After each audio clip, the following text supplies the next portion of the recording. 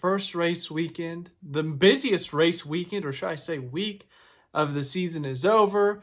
It's Wednesday afternoon. We can relax. We can take a day off and get ready for Atlanta this weekend. What is this? Oh my goodness. Cody Ware and Todd Gilliland have been decked 10 points apiece for something to do with the safety violation of the ballast in the car. Massive, season-changing penalty here. Oh, and by the way, another penalty that's not as big of a deal. Chase Briscoe got docked 100 points. Not that big of a deal.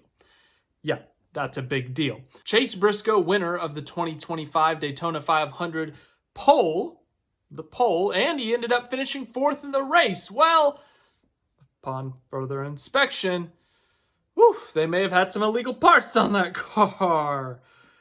The number 19 Joe Gibbs Racing team was dealt an L2 penalty after last weekend's season-opening Daytona 500.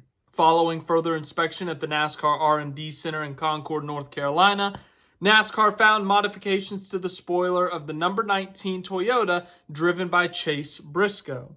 According to the NASCAR rulebook, an L2 level penalty includes modification to next-gen single-source vendor supply parts and/or assemblies. JGR was found to be in violation of 14.1 of the rulebook, which pertains to overall assembled vehicle rules, and 14.5.8, which deals with the spoiler. Specifically, the spoiler base was found to be modified on the number 19 car. The spoiler base is a single source part and cannot be modified. Briscoe was docked 100 driver points and 10 playoff points. JGR was fined $100,000 and deducted 100 owner points as well as 10 playoff points. Crew Chief James Small was suspended for 4 races. There were other penalties handed out after Daytona. The number 34 front row and 51 Rick Ware Racing teams were penalized for a safety violation with ballast found outside the ballast containers. They also lost 10 driver and owner points. That second one, I joked at the beginning. 10 points. It could be more impactful for a Todd Gilliland if he's on the bubble. But for now, we have to talk about 100 points. Chase Briscoe finished 4th in the Daytona 500. He left there with 33 points. He has negative 67 points. You, the person watching this video, if your name is not Chase Briscoe, you have more points than Chase Briscoe right now. And guess what? You watching this video, you will continue to have more points than Chase Briscoe after Atlanta this week. He has negative 67 points. The most points you can get in a race weekend is 61. 10 for winning the first stage, 10 for winning the second stage, 40 for winning the race, and 1 for getting the fast lap. If Briscoe does all that, he's still negative 6. This is a massive penalty, and if it comes down to the bubble, this could be a season-changing penalty if they don't win a race. Joe Gibbs Racing. Yes, they are known for winning a lot of races, running up front, but you got to remember, this is year 1. And another impact is Chase Briscoe, his new crew chief, who he's still learning, still working with for the first time. He has to go 4 races without him. And he has to go 4 races with another new crew chief.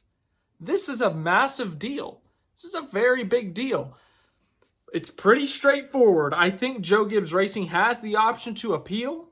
Obviously, this is just now happening, so we have not heard from them yet on if they will appeal this penalty. But this new penalty, it's not even new. It started at the Next Gen car back in 2022. Wow, we are in the 4th season of the Next Gen. I had to take a minute there just to think about 4 years, or this is the 4th year. But there's this new penalty system, essentially, where you got an L1, an L2, and an L3. The L1 penalties, and we've seen, in this next gen era, we've seen one from every single level, which is a really big deal. L1, that can range from, I think, like 10 points to like 75 points, fines and all that. Maybe a couple races suspended for a crew chief. L2, which is where we are sitting right now, that can range anywhere, I think, from like 50 to like 125 points, 100 points maybe. And, you know, suspensions, everything we just talked about. And then the L3, that's almost like a death penalty for your season. It's 125 plus points. It's hundreds of thousands of dollars in fines, and it's like an indefinite suspension of the crew chief. Like there's this wide range of penalties we have now because of the single source part. That alone is the reason that Chase Briscoe and the number 19 team received this massive penalty. The next gen car has a lot of single source parts that teams are required to purchase from a third-party vendor, and you are only allowed to use those parts, and you are only allowed to put them in as they are supposed to be, how they're supposed to be installed. You can't alter them, you can't adjust them. You put it in, you leave it. There are other parts of the car that you can adjust, or you can tweak, or you can twist, or you can pull, whatever you got to do. But any single source part, no, you cannot touch it. Once you put it in the car, you leave it as is. Can't do anything about it. And when you brake, or you adjust, or you inflate, or you pull, push, bend, whatever you do to it, that's a big penalty. That's a massive no-no in this next-gen era. And according to NASCAR, Chase Briscoe's number 19 team did this. Now, did Chase Briscoe himself actually go get out of the car one day, look around, make sure no one was looking, and go, probably not, let's be real. But it's still a massive penalty, and it affects both sides. Both sides in being the driver and the owner. Both championships. The driver's championship, obviously everyone knows that one. Owner's championship is the bigger deal financially. But it's the spoiler base is what they are saying, what NASCAR is saying. But as I said, this is a massive deal for multiple reasons. First of all, it's week 1.5 of the season. We're a week and a half through the season, and we have our first penalty. As I said, every single year of the next-gen era, we have seen a massive penalty. In fact, I think the biggest penalty we saw was also Chase Briscoe when he was at Stewart-Haas Racing. They got, what I said, the L3, the death penalty. They got like a 125-point penalty. The crew chief was gone for like 3 months or something, and I don't even remember the rest of the penalty, but it was a really, really, really, really big deal. And we've also seen on the flip side, like I think Legacy Motor Club or Petty GMS, whatever they were at the time, they got like a 25-point penalty for something. 25 points. Obviously here we see a 10-point penalty with Todd Gilliland and Cody Ware. But that was more of a safety thing.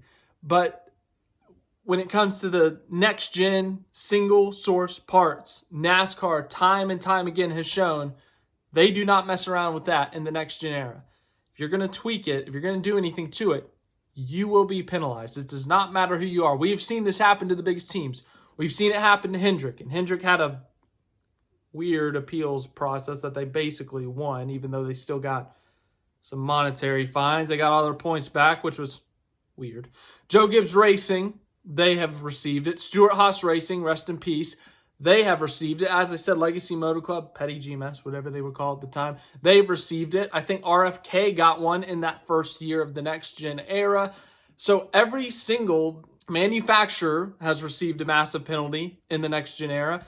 So it doesn't matter who you are, whether you're up front every week like Joe Gibbs or Hendrick, whether you're in the back of the field every week. It does not matter who you are. You mess with those single source parts, you are in trouble. But once again, congratulations to everyone watching this video. You, for the next at least week and a half until COTA starts. Wow, until the Circuit of the Americas.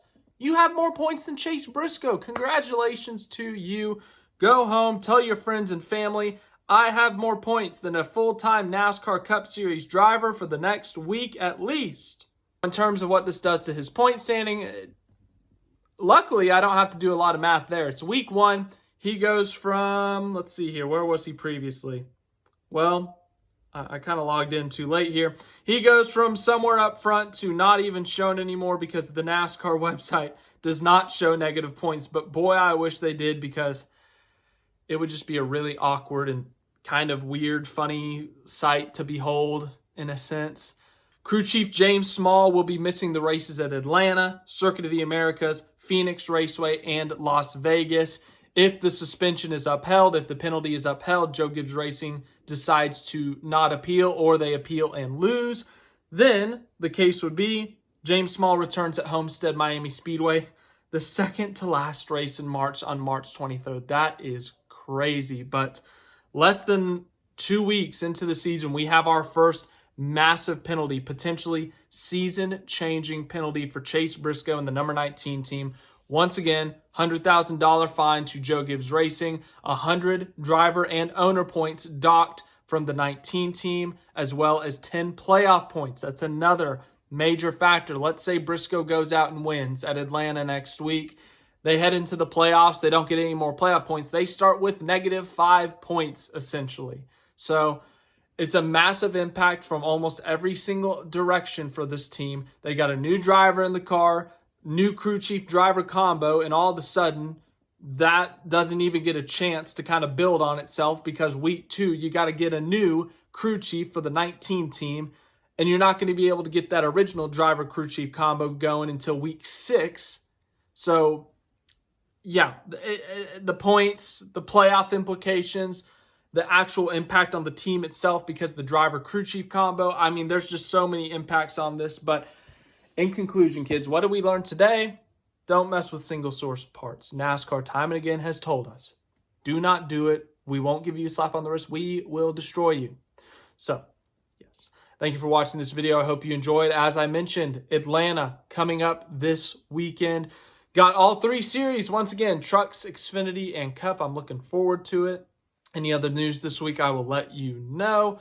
But yeah, massive, massive penalty in the NASCAR world.